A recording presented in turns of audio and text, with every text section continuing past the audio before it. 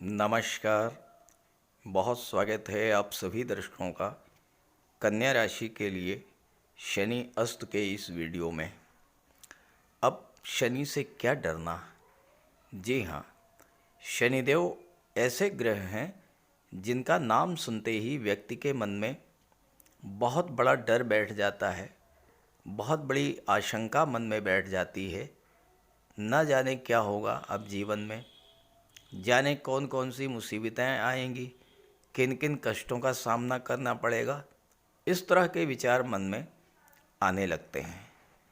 किसी भी व्यक्ति के जीवन में अगर शनि की 7.5 या ढैया शुरू होने वाली होती है या शनि की महादशा या अंतर्दशा शुरू होने वाली होती है, तो व्यक्ति के मन में पहले से ही चिंता, भय और तनाव की स्थिति बन जाती है कि जाने क्या होगा अब। और ये सच है, क्योंकि शनि है न्याय के देवता, शनि है कर्म के कारक, और शनि आपको आपके पूर्व कर्मों के आधार पर ही फल देते हैं। और ज़्यादातर जातकों के साथ यही देखा गया है कि शनि खराब फल ही देते हैं, शनि कष्ट ही देते हैं।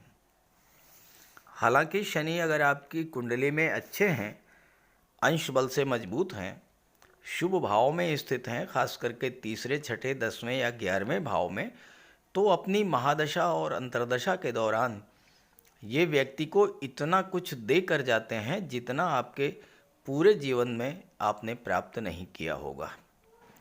यही शनिदेव 23 फरवरी को अस्त होने जा रहे हैं। तो अलग अलग राशि के जातकों को शनि के अस्त होने से किस किस तरह की परेशानियों से राहत मिलेगी, इसी पर चर्चा करेंगे इस वीडियो में। ध्यान रहे, शनि का गोचर अलग अलग राशि के जातकों की गोचर कुंडली में अलग अलग भाव में होगा, दृष्टि भी अलग अलग भाव पर पड़ेगी, और उसी के अनुरूप ही उन भावों से संबंधित जो समस्याएं आपके जीवन में चल रही हैं, उन समस्याओं से पूरी तरह से राहत मिल जाएगी। क्योंकि 29 मार्च को शनि राशि परिवर्तन कर लेंगे और आपको 31 मार्च के बाद उन भाव का फल मिलेगा जिसमें शनिदेव गोचर करेंगे। इस वीडियो में मैं कन्या राशि के जातकों पर चर्चा करूंगा, लेकिन उससे पहले मैं आपको ये समझाऊंगा कि शनि के अस्त होने का अर्थ क्या होता है, शनि अस्त कैसे होते हैं और अस्त शनि का प्रभाव क्या होता है। ये विश्लेषण आपकी चंद्र राशि के आधार पर किया जा रहा है और वीडियो के अंत में मैं आपको शनिदेव के उपाय भी बताऊंगा। पहले ये समझते हैं कि शनि अस्त का अर्थ और प्रभाव क्या होता है। कोई भी ग्रह जब सूर्य के प्रभाव से अपना प्रभाव खो देता है तो उसे ज्योतिषी भाषा में कहा जाता है कि वो ग्रह अस्त हो गया है। 12 फरवरी से सूर्य शनि की युति बनी है और 23 फरवरी को शनि अस्त हो रहे हैं। 23 फरवरी को सूर्य का अंश बल है 16 डिग्री और शनि का अंश बल है 25 डिग्री। जब शनि सूर्य के इतना निकट आ जाएं कि उनके अंश बल में 15 डिग्री या उससे कम का अंतर रह जाए, ये अंतर हर ग्रह के लिए अलग अलग होता है, तो शनि अपना प्रभाव खो देते हैं और अस्त माने जाते हैं। 23 फरवरी को सूर्य शनि का अंतर 15 डिग्री होगा और उसके बाद ये अंतर धीरे धीरे कम होता जाएगा। एक स्थिति वो आएगी कि सूर्य शनि दोनों का अंश बल बराबर होगा और दोनों के बीच का अंतर शून्य हो जाएगा। ये स्थिति बनेगी 11 मार्च को, जब दोनों का अंश बल होगा 27 डिग्री। इसके बाद 31 मार्च को वो स्थिति पुनः बनेगी जब शनि उदित हो जाएंगे। उस समय शनि का अंश बल 0 डिग्री, सूर्य का 16 डिग्री। ये तीनों ही कुंडलियां मैं आपको आगे दिखाऊंगा। अब इसका ओवरऑल इफेक्ट क्या होगा। शनि के अस्त होने का खगोलीय प्रभाव ये होगा कि हम शनिदेव को रात्रि में नहीं देख पाएंगे। ज्योतिषी दृष्टि से जब कोई ग्रह अस्त होता है तो ये कहा जाता है कि वो ग्रह शक्तिहीन हो गया, यानी शनि की ऊर्जा का हम पर कोई प्रभाव नहीं पड़ेगा। ऐसे में जिन जातकों के जीवन में शनि की महादशा, अंतर्दशा या प्रत्यंतर दशा गतिमान है, या शनि की साढ़े साती, ढैया या पनौती प्रभावी है, तो उन जातकों पर शनि का कोई अशुभ प्रभाव नहीं पड़ेगा। दूसरे शब्दों में कहा जाए तो शनि जन्य कष्टों से राहत मिल जाएगी। अब मैं आपको कुंडली के माध्यम से समझाता हूँ कि किस तरह से शनिदेव का अंश बल किन किन तिथियों पर कितना होगा और किस तरह से शनि अस्त होंगे और उदित होंगे। सबसे पहले मैं आपको 23 फरवरी की कुंडली दिखा रहा हूँ। देखिए, अस्त का ये निशान होता है, शनि अस्त हो चुके हैं। सूर्य का अंश बल 11 डिग्री है, शनि का 25 डिग्री है। दोनों के बीच का अंतर 14 डिग्री, 15 डिग्री से कम तो शनि अस्त। ये देखिए, अस्त का निशान इस तरह से बना हुआ है। बुध भी अस्त हो चुके हैं, क्योंकि बुध और सूर्य के बीच का भी अंतर कितना है, 11 डिग्री है। 22 डिग्री और 11 डिग्री, तो यहाँ 11 डिग्री का अंतर है। तो ये स्थिति है 23 फरवरी को। 23 फरवरी को शनि अस्त हो चुके हैं। अब 11 मार्च की स्थिति मैं आपको दिखा रहा हूँ। ये है 11 मार्च की स्थिति। यहाँ आप देखिए, शनि का अंश बल है 27 डिग्री और सूर्य का भी 27 डिग्री है। दोनों का अंतर कितना है, 0 डिग्री, सबसे अधिक निकट है। और यहाँ भी देखिए, शनि अस्त अवस्था में गोचर कर रहे हैं। ये अस्त का निशान होता है, ये शनि के ऊपर लिखा हुआ है अस्त का निशान, और ऊपर 27, यहाँ सूर्य पर 27। दोनों का अंश बल 27 डिग्री है, अंतर 0 है, और इसलिए शनि अस्त हो चुके हैं। अब मैं आपको 31 मार्च की, ये तो 11 मार्च की स्थिति हो गई। अब 31 मार्च की स्थिति में मैं आपको दिखा देता हूँ। ये इस 31 मार्च की स्थिति है। 31 मार्च में देखिए, शनि का अंश बल 0 डिग्री, सूर्य का 16 डिग्री, यानी अंश बल 15 डिग्री से बढ़ करके 16 डिग्री हो गया। अंतर दोनों का कितना है, 16 डिग्री। जब अंतर 15 या 15 से कम तो अस्त हो जाते हैं।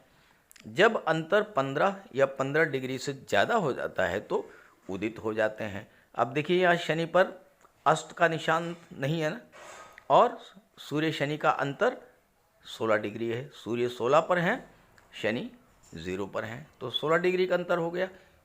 शनि उदित हो चुके हैं, और उदित हुए हैं किस में, मीन राशि में। अभी तक कुंभ राशि में थे, अब मीन राशि में। तो ये है, इस तरह से सूर्य के प्रभाव से शनि अस्त होते हैं। अब आइए इसका प्रभाव क्या होगा अलग अलग राशियों पर, ये समझते हैं।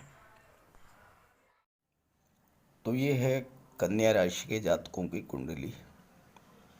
शनिदेव का गोचर आपकी कुंडली के 6ठे भाव में है, और यहाँ पर गोचर करते हुए शनि की दृष्टि 8वें भाव पर, 12वें भाव पर और 3रे भाव पर पड़ रही है। शनि यहाँ पर पिछले 2 वर्षों से गोचर कर रहे हैं। शनि की विशेषता ये होती है कि जिस भाव में गोचर करते हैं उस भाव को मजबूत करते हैं। और 6ठा भाव क्या होता है, कुंडली का 6ठा भाव वो भाव होता है जो जीवन में आने वाले संघर्षों को, जीवन में आने वाले चैलेंजेस को शो करता है। 6ठा भाव नौकरी को शो करता है। 6ठा भाव रोग, ऋण और शत्रुता को शो करता है। और यहाँ पर गोचर करते हुए शनि ने आपके जीवन में इन सभी चीज़ों को मजबूत किया, 6ठे भाव की चीज़ों को बल प्रदान किया। तो क्या प्रभाव हुआ, सबसे बड़ा प्रभाव आप पर ये पड़ा कि आपके जीवन में हर क्षेत्र में संघर्ष बढ़ गया, चैलेंजेस बढ़ गए। कन्या राशि बुध की राशि है। बुध होते हैं व्यापार के कारक, बुध होते हैं आईटी सेक्टर के कारक, बुध होते हैं शिक्षा के कारक।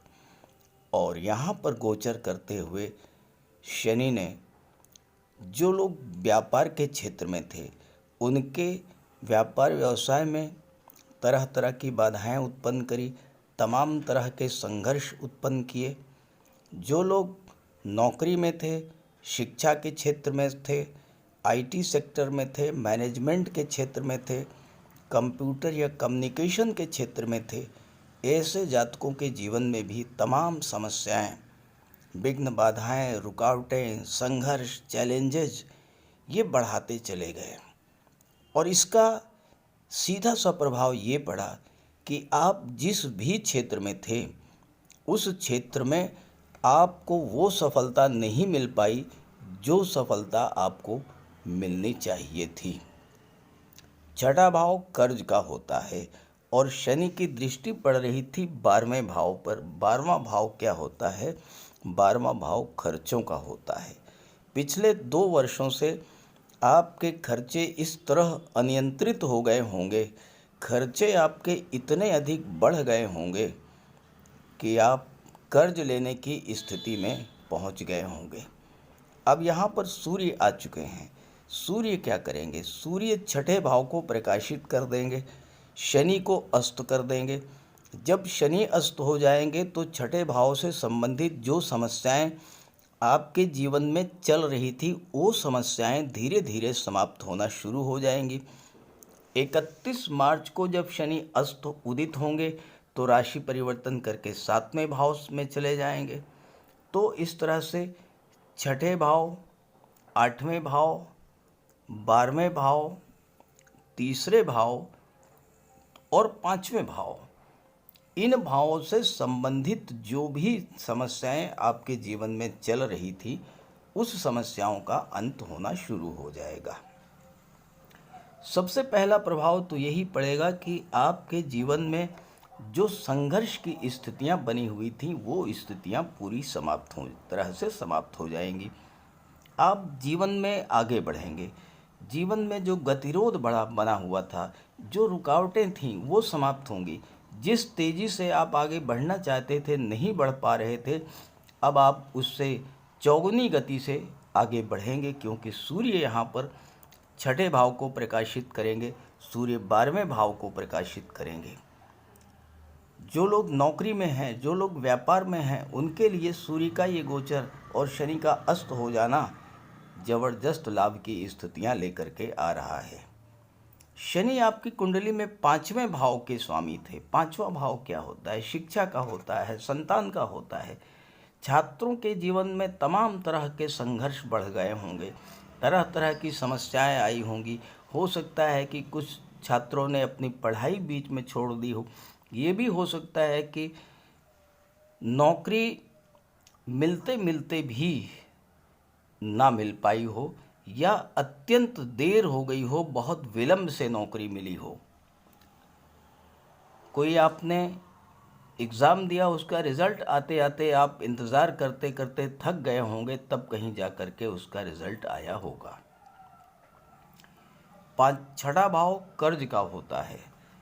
अब शनि जब अस्त होंगे तो जो कर्ज आपको परेशान कर रहा था उस कर्ज से आपको राहत मिलनी शुरू होगी, क्योंकि खर्चों में कमी आएगी और आपकी इनकम में धीरे धीरे वृद्धि होनी शुरू हो जाएगी। छठा भाव रोगों का होता है। शनि रोगों के कारक होते हैं। छठे भाव को मजबूत कर रहे थे तो स्वास्थ्य खराब हुआ। किसी लंबी अवधि तक चलने वाली बीमारी ने आपको परेशान किया होगा। हो सकता है कुछ जातकों को अस्पताल में भी भर्ती होना पड़ा हो, क्योंकि छठे भाव का संबंध 12वें भाव से बन रहा है। 12वां भाव अस्पताल का होता है। जो जातक विदेश जाना चाहते थे, विदेश जाने में बाधाएं आई होंगी। जो जातक विदेश संबंधी कार्यों से जुड़े हुए थे, उनके जीवन में भी तमाम तरह की समस्याएं। तो इस तरह से पिछले 2 वर्षों से आप शनि जन्य जिन पीड़ाओं को, जिन कष्टों को झेल रहे थे, उन कष्टों से राहत मिलने का ये समय आ चुका है। अब शनि अस्त हो जाएंगे 23 फरवरी को, 31 मार्च को राशि परिवर्तन कर लेंगे, तो आपको छठे भाव और 12वें भाव की समस्याओं से मुक्ति मिल जाएगी। खर्चे घट जाएंगे, कर्ज की स्थिति सामान्य होगी, स्वास्थ्य में सुधार आएगा, रिश्ते नाते आपके बेहतर होंगे और धन लाभ का भी योग बनेगा। छात्रों के लिए भी सफलता का नए नए अवसर प्राप्त होंगे। जीवन में जब अच्छा समय आने वाला होता है तो उस ग्रह का प्रभाव समाप्त होता है जो ग्रह आपको कष्ट दे रहा है, और उस ग्रह का प्रभाव बढ़ता है जो आपके जीवन में खुशियां लाने वाला होता है। इसी गोचर काल में एक बहुत ही बेहतर गोचर है दैत्य गुरु शुक्र का। शुक्र आपकी कुंडली में 7वें भाव में गोचर कर रहे हैं, अपनी उच्च की राशि में गोचर कर रहे हैं, मालव्य राजयोग बना रहे हैं, और शुक्र आपकी कुंडली में भाग्य के स्वामी बनते हैं और धन के स्वामी बनते हैं। और कन्या राशि के लिए शुक्र प्रबल योग कारक ग्रह भी होते हैं। तो शनि का अस्त होना और शुक्र का प्रबल होना, शुक्र का मालव राजयोग बनाना, ये आपके जीवन में धन का भंडार भरने वाला होगा, क्योंकि शुक्र भाग्य के स्वामी हैं, धन भाव के स्वामी होकर के 7वें भाव में बैठे हैं। 7वां भाव क्या होता है? व्यापार का होता है। अभी तक आपका भाग्य साथ नहीं दे रहा था, बिजनेस ग्रो नहीं कर रहा था। दशम का दशम होने के नाते 7वां भाव आपके नौकरी को भी, प्रोफेशन को भी शो करता है। यहाँ पर शुक्र के आ जाने से आपके नौकरी में, आपके व्यापार में तेजी के साथ ग्रोथ होगी, साथ ही साथ धन प्राप्ति का बहुत तीव्र अवसर बनेगा। विदेशों से धन मिलेगा, व्यापार से धन मिलेगा, अपने परिवार के सहयोग से धन मिलेगा। जो लोग किसी भी तरह के फैमिली बिजनेस में हैं उन्हें भी धन की प्राप्ति होगी। शनि तीसरे भाव पर दृष्टि डाल रहे थे, तीसरा भाव यात्राओं का होता है। जो लोग नौकरी में थे, हो सकता है कि उनका ट्रांसफ़र ऐसी जगह हो गया हो जहां वो जाना नहीं चाह रहे थे। अब शनि अस्त होंगे तो और भाग्य का सपोर्ट मिलेगा, भाग्येश बली होंगे, तो ऐसी स्थिति में उनका ट्रांसफ़र निरस्त हो सकता है, घर के पास आ सकते हैं। और सबसे बड़ी बात यह है कि भाग्य का साथ मिलेगा, पिता का सहयोग मिलेगा, गुरु का आशीर्वाद मिलेगा। आपके राशि के स्वामी दशम भाव के भी स्वामी हैं बुध, जो कि एक सामाजिक ग्रह हैं, और सूर्य के साथ ही बुध का भी गोचर है। तो ऐसे में इस गोचर काल में आपके कार्यस्थल पर भी स्थितियां आपके अनुकूल रहेंगी। आपके बॉस, सीनियर्स का आपको सहयोग मिलेगा। जो अधूरे कार्य थे वो आपके कार्य पूरे होंगे। विदेश जाने का अवसर मिलेगा, विदेश संबंधी कार्यों से सफलता मिलेगी और चारों तरफ से धन की वर्षा होगी। साथ ही साथ 7वें भाव के स्वामी गुरु हैं और 7वें भाव में शुक्र का गोचर है। जब 7वें भाव पर शुभ ग्रहों का प्रभाव होता है तो विवाह के योग बनते हैं, दाम्पत्य सुखों में वृद्धि होती है, व्यापार व्यवसाय बढ़ता है, डेली इनकम बढ़ती है, सोशल इमेज बढ़ती है। तो ये सब कार्य इस गोचर काल में आपके जीवन में होने जा रहे हैं। इस गोचर का पूरा लाभ उठाइए। और चूँकि अभी शनि छठे भाव में रहेंगे तो शनि का उपाय भी करते रहिएगा। बात करते हैं उपायों पर। शनिदेव को प्रसन्न करने के लिए बहुत छोटे छोटे आसान से उपाय मैं आपको बताने जा रहा हूँ। इन उपायों को आप करेंगे तो आपको बहुत बड़ा लाभ मिलेगा। देखिए, शनिवार के दिन प्रातःकाल स्नान, ध्यान, पूजा पाठ से निवृत्त होकर भगवान भोले शंकर के मंदिर जाइए और भगवान शिव को गंगा जल, काला तिल मिला करके जल अर्पित कीजिए और सूर्यास्त के बाद पीपल के वृक्ष के नीचे तेल का दीपक जलाइए। शनिवार के दिन काला तिल, काली उड़द, सरसों का तेल, काला छाता, काले कंबल का दान करने से आपको विशेष लाभ मिलेगा। शनिवार के दिन छाया दान करने से बहुत बड़ा लाभ मिलता है। एक कटोरी में सरसों का तेल लेकर के उसमें अपना चेहरा देखिए और उसको दान कर दीजिए। गरीबों की मदद कीजिए यथाशक्ति, और सूर्यास्त के बाद हनुमान चालीसा और सुंदरकांड का पाठ कीजिए। शनिवार के दिन बंदरों को गुड़ और काला चना मिलाकर खिलाने से भी शनिदेव प्रसन्न होते हैं। सूर्यास्त के बाद शनिदेव के बीज मंत्र ओम शन शनैश्चराय नमः, इसका एक माला जाप कीजिए, विशेष लाभ मिलेगा। गंगा जल में काला तिल मिला करके अर्घ्य देने से भी आपको विशेष लाभ मिलता है, और पक्षियों को दाना खिलाने से, मछलियों को आटा खिलाने से और पशुओं को चारा खिलाने से भी शनिदेव अत्यंत प्रसन्न होते हैं। तो इन उपायों को कीजिए, आपको बहुत बड़ा लाभ मिलेगा।